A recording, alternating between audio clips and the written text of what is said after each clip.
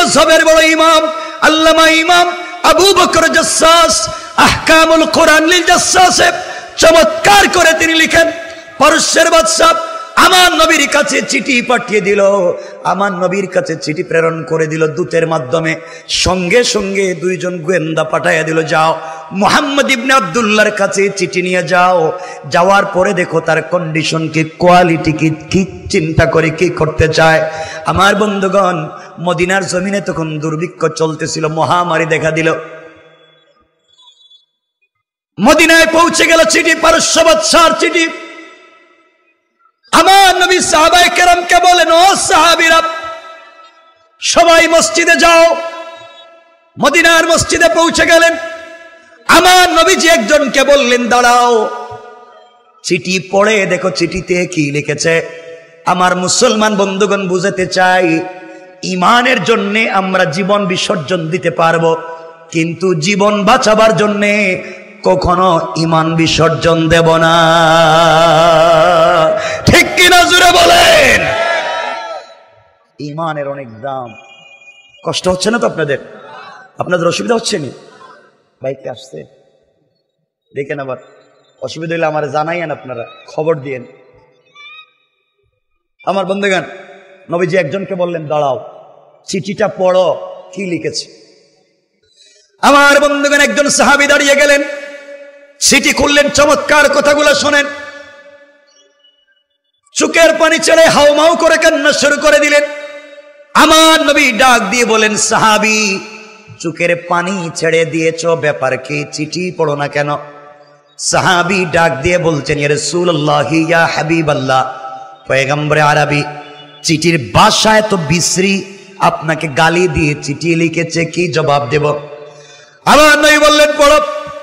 চিঠির মৌলিক বিষয় ছিল এটা, ও মুহাম্মদ, হে মুহাম্মদ, মক্কা থেকে পলায়ন করে মদিনায় গিয়েছ। আমার মন চায় তোমার মদিনা দখল করি, তোমাকে পিটাইয়া তোমাকে মেরে ফেলি, তোমার ধর্ম ধ্বংস করি। নাউজুবিল্লাহ বলেন। আমি তোমাকে জানাইয়া দিলাম, চিঠি দিলাম, আসতেছি, তোমার মদিনা দখল করব, পারলে তুমি ঠেকাইও, তোমার আল্লাহ যেন ঠেকায়। পড়েন নাউজুবিল্লাহ। আমার বন্ধুগণ, বন্ধুর ব্যাপার। আল্লাহকে কেউ গালি দিলে নবীজি কষ্ট পান, আর রসুলরে কেউ গালি দিলে আল্লাহ কষ্ট পান। তো নবীজি বলেন, আল্লাহ আমারে কেউ গালি দিলে যায় আসে না, সারাদিন গালি দিক, তোমারে গালি দিলে ভাল লাগে না। আল্লাহ বলেন, বন্ধু আমারে সারাদিন গালি দিক, যায় আসে না, কিন্তু তোমাকে গালি দিলে আমি আর ঠিক থাকতে পারি না। আমার রসুলকে গালি দিয়েছে নবীজি ইসলাম। সাহাবায়ে কেরামকে বলেন, শোনো, পারস্য বাদশা মদিনা দখল করবে, ইসলাম ধ্বংস করবে, আমাদেরকে মেরে ফেলবে, তার ক্ষমতার পাওয়ার আছে। সে জানে না আমাদের ক্ষমতা নাই, পাওয়ার নাই, অস্ত্র নাই, কিন্তু আমরা যে রবের গোলামি করি সে আল্লাহর ক্ষমতা পৃথিবীর সব থেকে বেশি। ঠিক কিনা বলে? শোনো, হ্যাঁ আমাদের দেশ দখল করব, তার আগে আমরা তার দেশ দখল করব। সাহাবায়ে কেরাম বলছেন, ইয়া রাসূলুল্লাহ, গুড়া নাই একটা, তরবারি নাই একটা, মাসের পর মাস খাবার নাই, গাছের মধ্যে খেজুর নাই, মদিনায় চলতেছে দুর্ভিক্ষ। নবীজি বললেন, যুদ্ধের সেনাপতি হব আমি রাসূল। সাহাবায়ে কেরাম বলছেন, ইয়া রাসূলুল্লাহ, আপনি যদি আমাদের সাথে থাকেন, খাবার লাগবে না, অস্ত্র লাগবে না, আপনি থাকলেই শুধু চলবে। আল্লাহু আকবার। আমার বন্ধুগণ, সাহাবায়ে কেরামের সামনে নবীজি হাত পেতে দিলেন, চাদর বিছাইয়া দিলেন, আর বলেন, ও সাহাবীরা, যুদ্ধের ফান্ডে দান করো, তরবারি কিনবো, পারস্যের বিরুদ্ধে যুদ্ধ করব। সে কেন আল্লাহকে গালি দিল? সে কেন মদিনা দখল করতে চাইল? সে কেন মুসলমানদেরকে টিটকারি করলো? জবাব দিতে হবে। মুসলমানেরা যা পায় তাই দেয়, যার কাছে যা আছে সব দিতে লাগলো। মহিলারা নাকের ফুল, কানের দুল, ব্রেসলাইট, অর্নামেন্টস, জুয়েলারি, যে যা পারে তাই দিতে লাগলেন। একজন মহিলা দাঁড়িয়েছিলেন রাসূল পাক সাল্লাল্লাহু আলাইহি ওয়াসাল্লাম থেকে কিছু দূরে। তিনি দেখতে পাইলেন মহিলারা যে যা পারে তাই দিয়ে যায়, তার কাছে দেওয়ার মতো কিছুই নাই। তিনি যুদ্ধের ময়দানে, যুদ্ধের ফান্ডে কিছুই দিতে পারলেন না। কষ্ট পেলেন, দৌড়ে বাড়িতে পৌঁছে গেলেন, চোখের পানি ছেড়ে কাঁদলেন। আর আল্লাহকে ডাক দিয়ে বলছেন, আল্লাহ তাআলা আমার মন চায় আমিও কিছু দান করি, কিন্তু আমার দেওয়ার মতো কিছুই নাই। আয় আল্লাহ তাআলা আমি কি যুদ্ধের ফান্ডে কিছুই দিতে পারবো না। এই বলে তিনি তাকাইয়া দেখেন তার একটা কুলের বাচ্চা বিছানার মধ্যে দাঁড়াইয়া থাকতে পারে, বসতে পারে, হাঁটতে পারে না। এতটুকুন ছোট বাচ্চা, এই বাচ্চাকে খুলে নিলেন, দৌড়তে লাগলেন সামনের দিকে। দীর্ঘ পথ দৌড়াবার পরে হযরতে ওমর ফারুকের সঙ্গে দেখা। আমার বললেন, মহিলা দৌড়াও কই? মহিলা ডাক দিয়ে বলছেন, ওমর রে, আমি রাসূল পাকের দরবারে যেতে চাই। ওমর বলছেন, গিয়ে কোনো লাভ নাই, নবীজি আজ আপনাকে কিছু দান করতে পারবেন না। নবীজি নিজেই তো চেয়ে বসেছেন। মহিলা ডাক দিয়ে বলছেন, ওমর রে, আমি রাসূল পাকের কাছে কিছু চাওয়ার জন্য যাই না, এই মুহূর্তে আমি রাসূল পাকের কাছে যেতে চাই, যুদ্ধের ফান্ডে আমিও কিছু দান করতে চাই। আবার সামনে গেলেন, আবু বকরের সঙ্গে দেখা। আবু বকর বললেন, মহিলা দৌড়াও কই? মহিলা ডাক দিয়ে বললেন, আবু বকর আমি রাসূল পাকের দরবারে যাব। আবু বকর বলছেন, গিয়ে কোনো লাভ নাই, আপনাকে কিছুই দিতে পারবেন না। মহিলা ডাক দিয়ে বলছেন, আবু বকর আমি রাসূল পাকের কাছে কিছু চাওয়ার জন্য যাই না, এই জিহাদের ফান্ডে কিছু দিতে চাই। এই বলে চিৎকার করে করে কান্না করে সোজা রাসূলের সামনে দাঁড়িয়ে গেলেন। রাসূলের প্রথম সময় কিছু বিরক্ত হলেন, এই সময় মাথায় কত টেনশন, মহিলা কেন এসেছে, সবাই পথ করে দিলেন। মহিলা দাঁড়িয়ে গেলেন। আমার নবীজি বললেন, মহিলা, ও আমার কলিজার টুকরা মেয়ে, আম্মা জান তুমি কি চাও? মহিলা ডাক দিয়ে বলছেন, ইয়া রাসূলুল্লাহ, ইয়া হাবিবাল্লাহ, যুদ্ধের ময়দানে এই মুহূর্তে আপনি যাবেন, আপনার কাছে কিছু চাওয়ার জন্য আমি আসি নাই, আমি এসেছি কিছু সহযোগিতা করতে। নবীজি বললেন, তুমি কি সহযোগিতা করতে পারবে? শরীরের কাপড় ঠিক নাই, চেহারার দিকে তাকালে মনে হয় 2-4 দিনের ভিতরে খাবার খাওয়া নাই, তুমি কেমনে সহযোগিতা করবে? মহিলা ডাক দিয়ে বলছেন, ইয়া রাসূলুল্লাহ, ইয়া হাবিবাল্লাহ, আপনি যখন বলেছেন যুদ্ধের ফান্ডে দান করো, সবাই তো নিজের মতো করে দিতে লাগলো। মহিলার নাকের ফুল, কানের দুল, ব্রেসলাইট, অর্নামেন্টস, জুয়েলারি, যে যা পারে যেভাবে পারে দিয়ে যায়। আমি ওখানে দাঁড়িয়েছিলাম, দেওয়ার মতো কিছুই নাই, চিৎকার করে করে বাড়িতে পৌঁছে গেলাম। দীর্ঘক্ষণ করে বসে কাঁদলাম। হঠাৎ করে মনে পড়েছে, ইয়া রাসূলুল্লাহ, আমি আপনার কলিজার টুকরা একজন সাহাবীর স্ত্রী। আমার স্বামী কিছুদিন আগে আপনার ডাকে সাড়া দিয়ে জিহাদের ময়দানে শহীদ হয়ে গিয়েছেন। যাওয়ার সময় আমি ছিলাম প্রেগনেন্ট, আমি ছিলাম গর্ভবতী। আমার স্বামী আমাকে ডাক দিয়ে বলছেন, স্ত্রী রে, জিন্দগিতে হয়তো তোমাকে ঠিক মতো আদর করতে পারি নাই, ভালোবাসা দিতে পারি নাই, তোমার হক আদায় আমি করতে পারি নাই, কিন্তু তোমার পেটে আমার একটা আমানত আছে। স্ত্রী, আমি যদি মরে যাই, আল্লাহ রাসূলের ডাকে সাড়া দিয়ে আল্লাহর জমিনে আল্লাহর দ্বীন জিন্দা করবার আন্দোলন করে আমি যদি শহীদ হয়ে যাই, তুমি শহীদের স্ত্রী হয়ে যাবে, জান্নাতে শহীদের স্ত্রী হয়ে জান্নাতে পৌঁছে যাবে। তোমার পেটে আমার একটা আমানত আছে, বাচ্চা ছেলে হবে না মেয়ে হবে আমি জানি না, যদি ওটা সন্তান যাই হোক না কেন, আমি যদি শহীদ হয়ে যাই, আমার সন্তান জন্ম নিলে আমি যেই রাস্তায় জীবন দিয়ে দিই মাবুদে মেহেরবানের জন্য, রাসূল পাককে ভালোবেসে আমার সন্তান জন্ম নিলে তুমি আমার সন্তানটাকে ওই রাস্তায় তুমি কোরবানি করে দিবা। ইয়া রাসূলুল্লাহ, আমার স্বামী ইন্তেকাল করলেন, শহীদ হয়ে গেলেন, আমি শহীদের স্ত্রী হয়ে গেলাম। দীর্ঘদিন পরে আল্লাহ আমাকে একটা পুত্র সন্তান দিয়েছেন। এই সন্তানটাকে নিয়ে আপনার দরবারে হাজির হয়েছি। ইয়া রাসূলুল্লাহ, ঘরের ভিতরে গেলাম, কোনো জিনিস যখন পেলাম না, আমার বাচ্চাটাকে বিছানার মধ্যে খেলা করতে দেখেছি, চান দিয়ে কুলে উঠাইয়া নিলাম। স্বামীর কথা মনে পড়ে গেল। স্বামী বলে দিয়েছেন তিনি যেই পদে জীবন দিয়ে দেন, তার সন্তানকে যেন আমি ওই পথের জন্য তৈরি করি। ইয়া রাসূলুল্লাহ, আমি সন্তান নিয়ে আপনার দরবারে হাজির হয়ে গেলাম। ও পয়গম্বর আরবি, এই মুহূর্তে আমি আপনাকে কিছুই দিতে পারলাম না, আমার কুলের সন্তানটাকে এই মুহূর্তে জিহাদের ফান্ডে আমি মা দান করে দিলাম। নবীজি দাঁড়িয়ে গেলেন, সাহাবায়ে কেরাম কাঁদতে লাগলেন। আর আশ্চর্য হলেন মহিলা পাগল কিনা, বলে কি কলিজার টুকরা সন্তান হাঁটতে পারে না, তাকে রসুলের কাছে দিয়েছে। রসুল বাচ্চাটাকে কোলে নিলেন, বুকের সঙ্গে জড়িয়ে ধরলেন, আমার কলিজার টুকরা রসুলের বুকের সঙ্গে লাগালেন, কপালে চুম্বন করলেন, আর মহিলাকে ডাক দিয়ে বললেন, মা বলো এই বাচ্চা জিহাদের ময়দানে কি করবে, আমি বাচ্চাকে নিয়ে কি করব?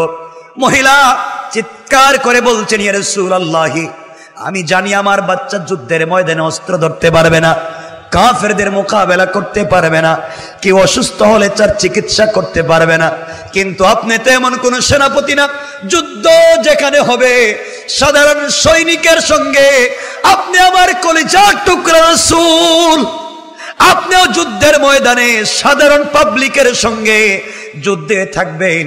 আপনি যখন যুদ্ধে থাকবেন, কাফেররা আপনাকে যখন দেখবে, ওরা তো আপনাকে সহ্য করতে পারে না।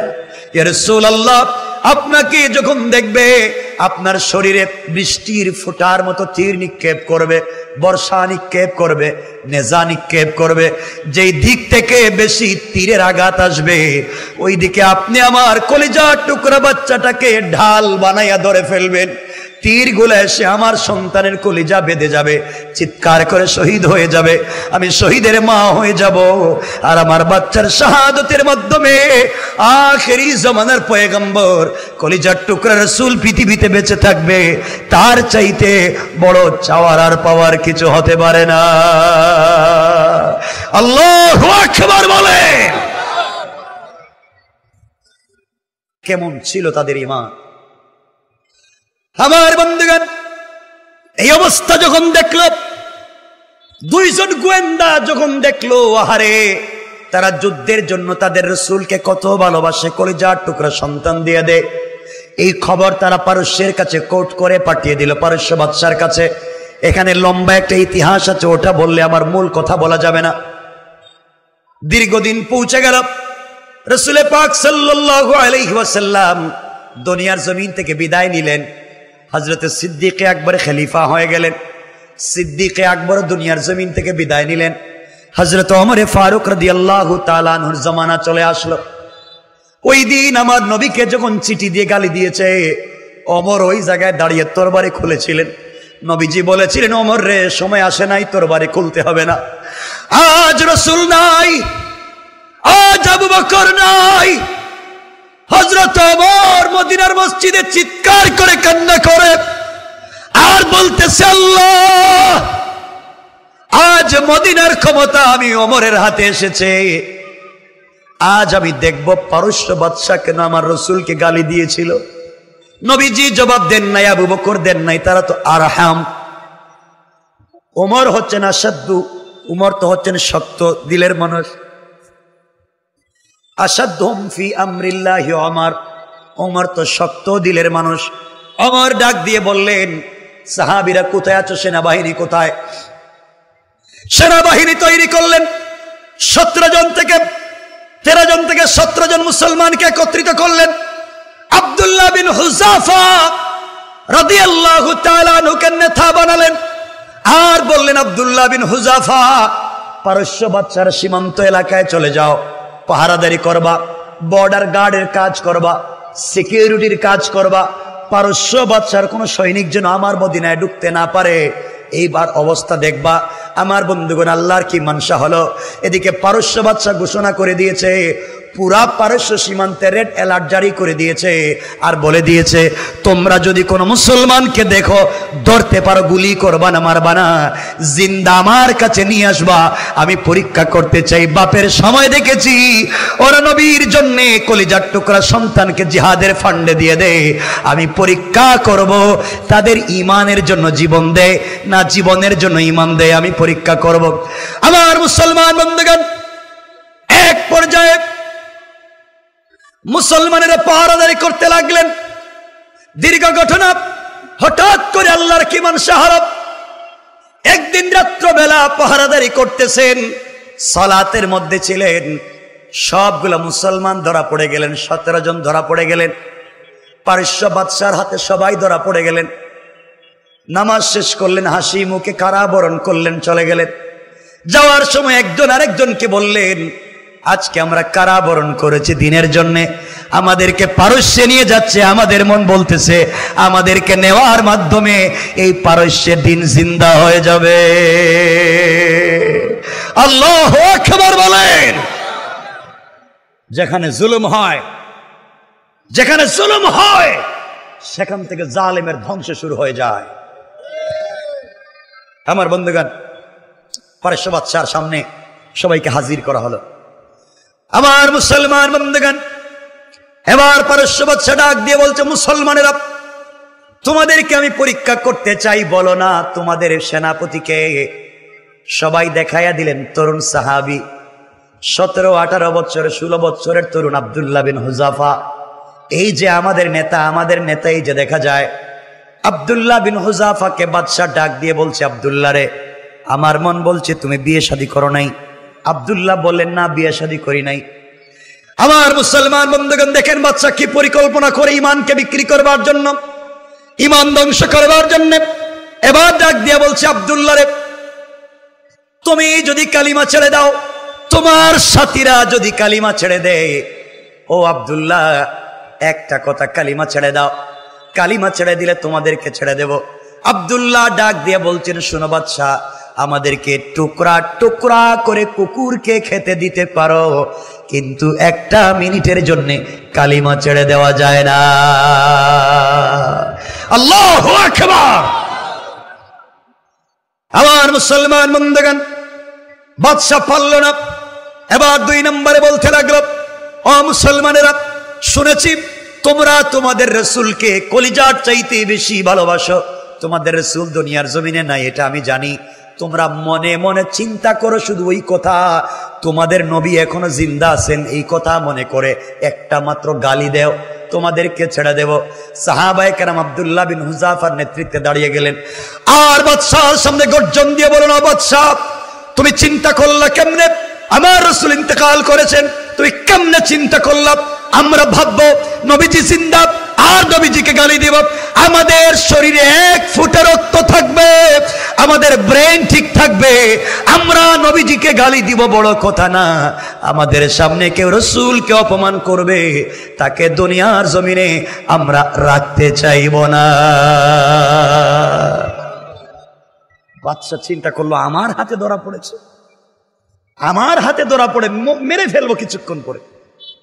বাদশা 2 নম্বরে ব্যর্থ। এবার পরামর্শ পরিষদ বসাইছে, কি করা যায় এদের ঈমান নষ্ট করবার জন্য। আমার বন্ধুগণ, এবার পরামর্শ সবাই দিল, বাদশারে, এদেরকে যদি ধ্বংস করতে হয়, এদের চরিত্র নষ্ট করা লাগবে। এটাই আমার মূল আলোচনার শুরুটা। আমি বলেছিলাম চরিত্র ঠিক করেন, কিছুই করা লাগবে না। এবার চরিত্রে আসলাম, শুনেন। বাদশা ডাক দিয়ে বলছে, কি করা লাগবে? এই মুসলমানরা তো একটাও বিয়ে করে নাই, জোয়ান ছেলেরা, ওদেরকে রুমের ভিতরে আটকাইয়া বিশ্ব সুন্দরী মেয়েদেরকে উলঙ্গ করে দেন, রুমের ভিতরে ঢুকাইয়া দেন।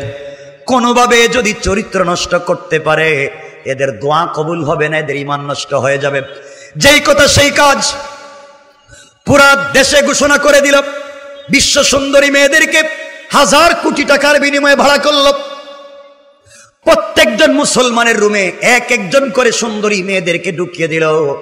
আব্দুল্লাহ বিন হুযাফার রুমে পৃথিবী বিখ্যাত বিশ্ব সুন্দরী একটা মেয়েকে অর্নামেন্টস জুয়েলারি পরাইয়া অর্ধ উলঙ্গ করে ঢুকাইয়া দিয়েছে গভীর রাত্রে। আর বলেছে, মেয়েরে, কোনোভাবে যদি আব্দুল্লাহর চরিত্র নষ্ট করতে পারো, যা চাইবা তাই পাইবা।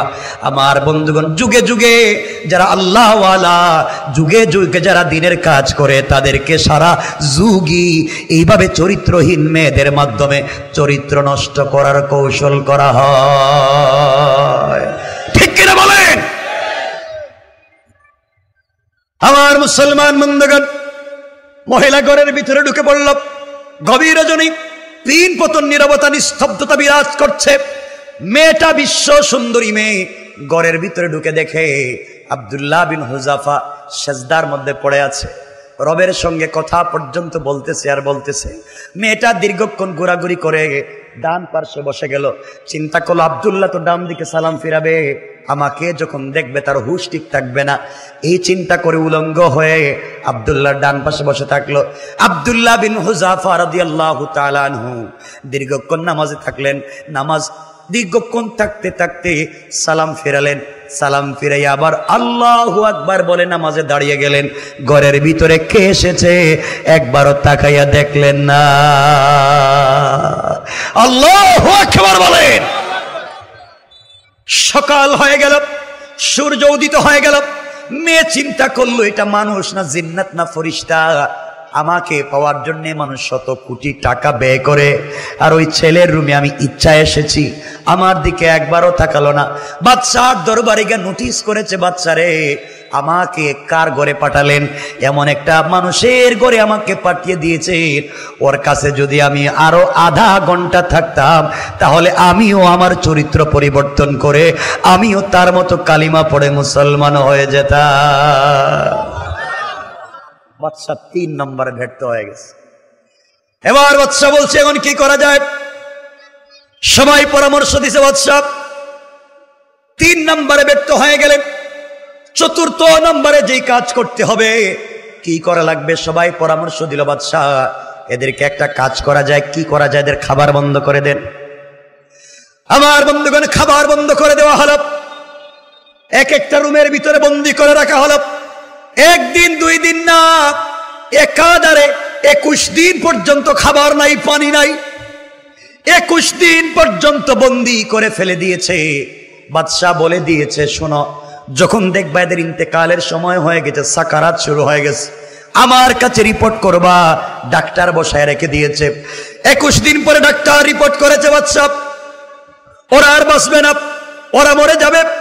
রিপোর্ট করবার পরে এবার বাদশাহ 2টা খাবার পাঠিয়ে দিয়েছে, আর বলে দিয়েছে খাবার নিয়ে যাও। জানিয়ে দিবা 2টা খাবার আছে, মদ মিশ্রিত পানি, আর একটা হচ্ছে শুকরের বুনা গোশত। বলেন নাউজুবিল্লাহ। হালাল না হারাম? এই 2টি খাবার নিয়ে যাও। সামনে গিয়ে বলবা কি কি খাবার নিয়ে গিয়েছো, জানাইয়া দিবা, দেখে তো খায় কিনা। 4র্থ নম্বরের কষ্ট, 21 দিনের না খাওয়া মুসলমান শুয়ে আছে, তাদের সামনে মদ মিশ্রিত পানি আর শুকরের বুনা গোশত নিয়ে হাজির হওয়ার পরে আব্দুল্লাহ বিন হুযাফা ডাক দিয়ে বলেন, বলো তোমরা এত আত্মীয়তা করলে 21 দিন পরে কি খাবার নিয়ে এসেছো? সবাই ডাক দিয়ে বলছে, মদ মিশ্রিত পানি আর শুকরের বুনা গোশত, তোমরা মৃত্যুবরণ করবে, এই জন্য বাদশার দরবার থেকে হাজির হয়েছে।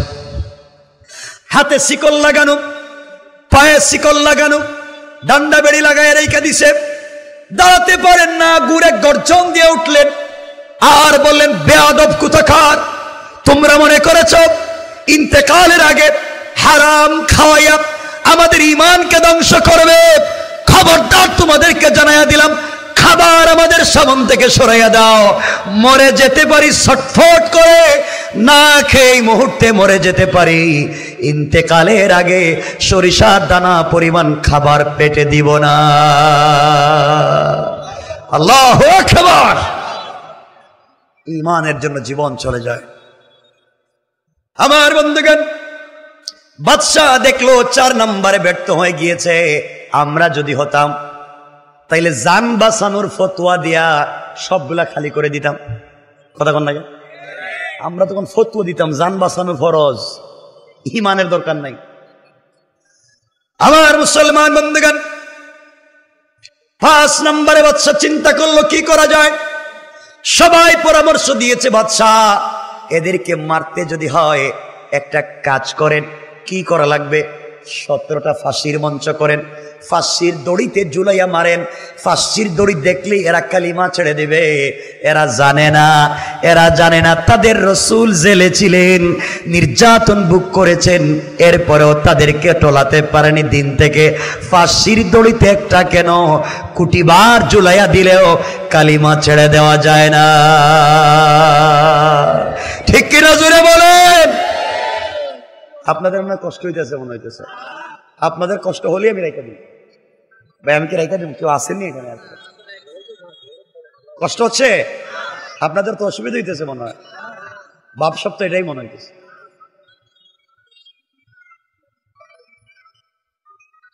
আমার বন্ধুগণ, এবার 5ম নম্বরে বাদশা বলতে ফাঁসির দড়িতে ঝুলাও।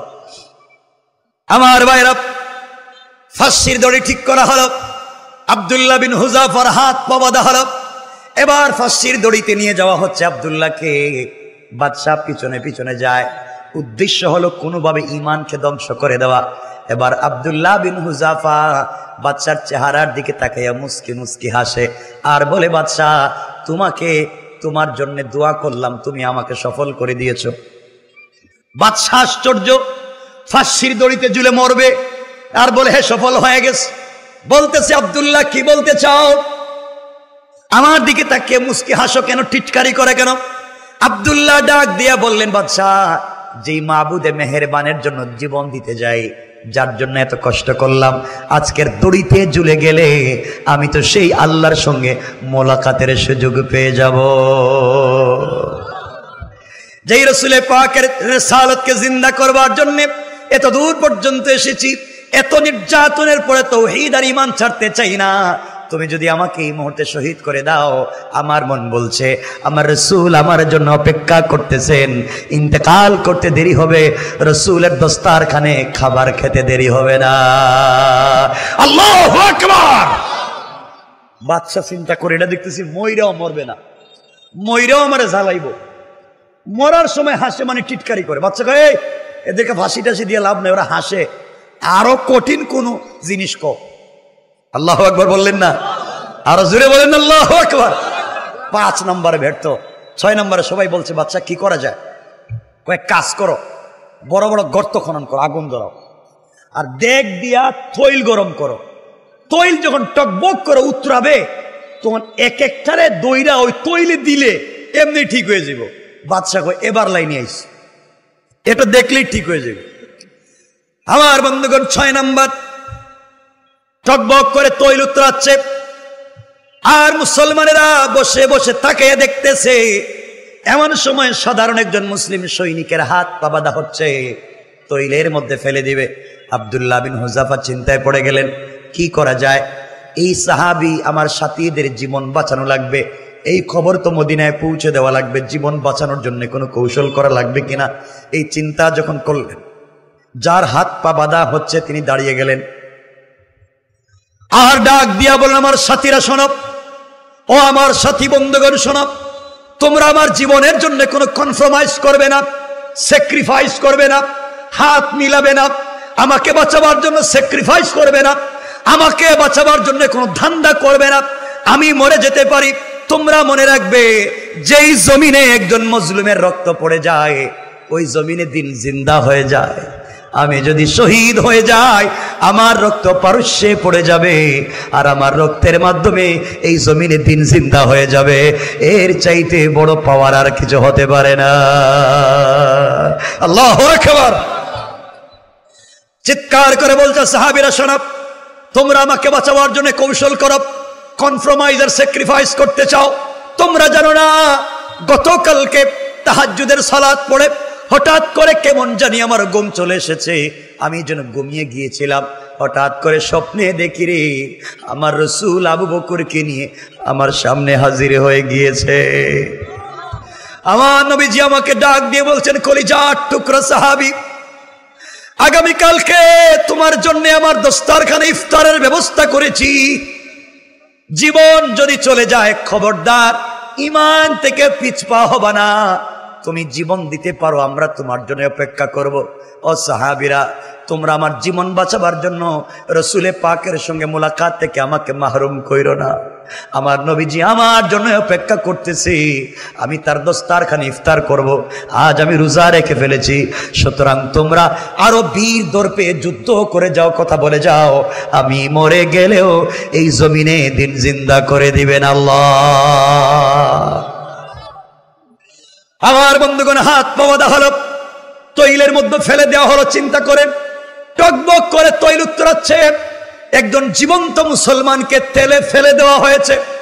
এরপরে ঈমান ছেড়ে দেয় নাই, তাকে জ্বালিয়ে পুড়িয়ে কাবাব বানিয়ে দেওয়া হলো। ঈমান বিক্রি করলেন না। 2 নম্বরে হযরতে আব্দুল্লাহ বিন হুযাফার হাত পা বাঁধা হলো। এবার আব্দুল্লাহ বিন হুযাফা কাঁদতে লাগলেন, চোখের পানি তার দাড়িগুলো ভিজে যাচ্ছে। বাদশাহ এবার হাসতেছে আর বলতেছে, আব্দুল্লাহ রে, বুঝতে পেরেছি, এবার তোমার দিলে ব্যথা লেগেছে, তোমার একজন সাথী ইন্তেকাল করেছে, এবার বুঝতে পেরেছো তোমাকেও মরা লাগবে, এই জন্য মনে হয় তুমি কান্না করো।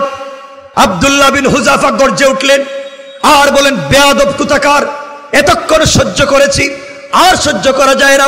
বাদশা চিন্তায় পড়ে গেল, হাত পা বাঁধবো, তাকে তেলে ফেলে দিব, এখনো দেখি গর্জন দেয় বাঘের মতো। মনে রাখবেন, বাঘ যদি 1 মাসও না খায়, এরপরেও কুকুরের মতো উচ্ছিষ্ট খায় না। ঠিক কিনা বলেন? বাঘ বাঘই হয়, না খেয়ে পড়ে থাকবে, কিন্তু কুকুর যা খায় তা খাবে না। ঠিক কিনা বলেন? আমার বন্ধুগণ, এবার আব্দুল্লাহ বিন হুযাফা বললেন, বাদশারে, তুমি আমার জীবনের সব থেকে বেশি ক্ষতি করেছো, এই জন্য আমি কান্না করি। মরে যাব এই ভয়ে আমি কান্না করি না। আমাকে তেলে ফেলে দিবে, আমাকে কাবাব বানিয়ে দিবে, এই জন্য আমি কান্না করি না। আমি কান্না করি তুমি আমাকে বহুত ক্ষতি করে ফেলেছো, আমার লাইফটা নষ্ট করে দিয়েছো, আমাকে এই জন্য আমি কান্না করি। বাদশাহ বলছে, তোমার কি ক্ষতিটা আমি করলাম বলো তো? আব্দুল্লাহ বিন হুযাফা বললেন, বাদশাহ, তুমি আমার যে বন্ধুকে শহীদ করেছো, ও আর আমি ছিলাম বাল্যকালের বন্ধু, একসাথে বড় হয়েছে, একসাথে ঈমান এনেছি, সারা জিন্দেগি সকল কাজে আমরা 2 ভাই প্রতিযোগিতা করেছি। আমার বন্ধু যদি প্রতিদিন 2 রাকাত নফল নামাজ পড়তো, আমি 4 রাকাত নফল নামাজ পড়তাম। আমার বন্ধু যদি 1টা টাকা আল্লাহর রাস্তায় দান করত, আমি 2 টাকা দান করতাম। আমার বন্ধু যদি 1 ঘন্টা আল্লাহর রাস্তায় জিহাদ করতো রে, আমি 2 ঘন্টা জিহাদ করতাম। সারা জিন্দগিতে আমরা ঈমানের কাজে, নেকির কাজে প্রতিযোগিতা করেছি, সকল কাজে আমি ছিলাম ফার্স্ট, আমার বন্ধু ছিল সেকেন্ড, জীবনে ফার্স্ট হতে পারে নাই। সারা জিন্দগিতে প্রতিযোগিতা করলাম, ফার্স্ট হলাম, কিন্তু জিন্দগির শেষ আমলে, জান্নাতে যাওয়ার আমলে, আল্লাহর রাসূলের সঙ্গে মিলে যাওয়ার আমলে আমি সেকেন্ড হয়ে গেলাম। তুমি আমার বন্ধুকে আগে জ্বালিয়ে আগে জান্নাতে প্রেরণ করে দিয়েছো, তার জিন্দগির শেষ আমলে আমার আগে চলে গিয়েছে, আমার ক্ষতি করেছো। বাদশা, তুমি তাকে না মেরে যদি আমাকে আগে মারতে, তুমি তাকে আগে না জ্বালিয়ে আমাকে যদি আগে জ্বালাতে, সারা জীবন প্রতিযোগিতা করছিলাম, আজকের প্রতিযোগিতায় ফার্স্ট হয়ে জান্নাতে যেতাম। এই জন্যে কান্না করি, তুমি কেন তার আগে আমাকে জ্বালিয়ে দিলে না? আল্লাহু আকবার। বাদশা বলে, কই কি এরা মরবার জন্য দেখি প্রতিযোগিতা, এরা মরতে কে কার আগে মরবে এই জন্য প্রতিযোগিতা করে, তাহলে তো মরারও ভয় নাই, তাহলে কি এদের ঈমান নষ্ট হইব? বাদশা কয়, এদের কি কাজ হবে না, ছড়াই দাও। 6 নম্বরে ব্যর্থ। আল্লাহু আকবার বললেন না? এবার বাদশা আব্দুল্লাহকে বসাইছে, এবার আব্দুল্লাহকে বসিয়ে বলছে, আব্দুল্লাহ রে, এবার যদি তুমি কালিমা ছেড়ে দাও, তোমাকে আমি একটা অফার করতেছি। আব্দুল্লাহ, আমার এই যে পারস্য দেশ দেখতেছো, কালিমা ছেড়ে দিলে অর্ধেক দেশ তোমার নামে রেজিস্ট্রি করে দেব, তুমি কি কালিমা ছাড়বে? আমরা হইলে কথা কেন, আমরা হইলে কিতা না কিতা না কিতা, ওরা অর্ধেক দেয়। আমাদেরকে যদি কেউ কেউ বলে, হুজুর আপনাদেরকে ঢাকা শহরের এখানে অথবা মতিঝিল বনানীতে 5 শতক জায়গা দিব, 1 শতকের দাম 2 কোটি, 5 শতকের দাম 10 কোটি টাকা, আপনি কি উল্টা পাল্টা 2-4-5টা কথা কইতে পারবেন? আমরা হইলে সারা বছর কইতাম। দেখছেন, ঠিক কয়, এরাও জানে, আমরাও বুঝি। এই হচ্ছে আমাদের ঈমান। আর আব্দুল্লাহ বিন হুযাফা বলছেন, বাদশাহ, পারস্য দেশের অর্ধেকের কথা বলছো, এই দুনিয়ার পূর্ব থেকে পশ্চিম, উত্তর থেকে দক্ষিণ, গোটা দুনিয়া যদি রেজিস্ট্রি করে দাও, 1টা সেকেন্ডের জন্য কালিমা ছেড়ে দেওয়া যায়। আল্লাহু আকবার বলে। বাদশা কই, কি রে বাপ? 7 নম্বরে ব্যর্থ।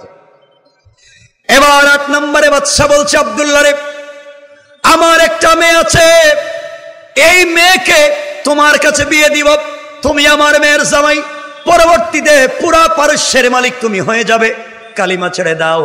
আব্দুল্লাহ বিন হুযাফা ডাক দিয়া বললেন, বাদশাহ ভালো করে শুনে রাখো, এই দুনিয়ার আসমানের চন্দ্র যদি আমার 1 হাতে উঠাইয়া দাও, সূর্য যদি আরেক হাতে উঠাইয়া দাও, আর জান্নাত থেকে হুর এনে আমার কাছে বিয়ে দিয়া বিনিময়ে যদি কালিমা ছাড়তে বলো, সব কিছুকে লাত্তি মেরে ফেলে দিতে পারি, 1টা সেকেন্ডের জন্য আল্লাহর কালিমা ছেড়ে দেওয়া যায় না। আল্লাহু আকবার বলেন। এই জন্য আমার আল্লাহ রাব্বুল ইজ্জত ওয়াল জালাল সূরা নিসার ৭৬ নম্বর আয়াতের শেষ শব্দে বললেন, ইন্না কাইদাশ শাইতানি কানা দাঈফা। কাফের বেঈমানেরা দিন মুছে দেওয়ার জন্যে, ঈমান মুছে দেওয়ার জন্যে যে কৌশলগুলো করবে, তাদের কৌশল আমি আল্লাহর কাছে মশা মাছির চাইতে আরো বেশি দুর্বল। কোন ঠিক কিনা? এই জন্য আমার মুসলমান বন্ধুগণ, দুনিয়ার জমিনে ঈমানের পথে চলতে গেলে, রিসালাতের পথে চলতে গেলে, হেদায়েতের পথে চলতে গেলে, আল্লাহর তাওহীদের পথে চলতে গেলে বাধা আসবে, বিপত্তি আসবে, জুলুম আসবে, অন্যায় আসবে। অন্যায়ের মোকাবেলা করতে হবে, সীসা ডালা প্রাচীরের মতো দাঁড়িয়ে যেতে হবে। একমাত্র কেবলমাত্র শুধুমাত্র আল্লাহর কদমে সেজদা দিয়া আল্লাহর কাছে যদি মনের কথা বলতে পারি। আমার আল্লাহ রাব্বুল ইজ্জত ওয়াল জালাল কোরআনে কারীমের 19 নম্বর পারা 25 নম্বর সূরা সূরা আল ফুরকানের 65 নম্বর আয়াতে আল্লাহ বললেন, ওয়াল্লাযীনা ইয়াকুলুনা রাব্বানা সরিফ আন্না আযাব জাহান্নাম ইন্না আযাবাহা কানা গারামা। আল্লাহ রাব্বুল ইজ্জত ওয়াল জালাল বললেন, বান্দারা সাকারাত শুরু হয়ে যাওয়ার আগে, গারগারা শুরু হয়ে যাওয়ার আগে, কবরে চলে যাওয়ার আগে, মালাকুল মউত পৌঁছে যাওয়ার আগে, আজরাইল চলে আসার আগে আগে আমার কোন বান্দা গোটা জিন্দেগীর অপরাধের জন্য আমি আল্লাহর দরবারে দুইটা হাত উঠাইয়া গোটা জিন্দেগীর অপরাধের জন্য আমি আল্লাহর দরবারে যদি ক্ষমা চাই, বান্দারে হাত নামাতে দেরি হবে বান্দা, আমি আল্লাহ তোমাকে ক্ষমা করে দিতে দেরি হবে না। পড়েন সুবহানাল্লাহ। এজন্য আমার বন্ধুগণ, আমাদের চলার পথে গুনাহ হয়ে যেতেই পারে, অন্যায় হয়ে যেতে পারে, নাফরমানি হয়ে যেতে পারে। মানে রাখবেন মুসলমানেরা,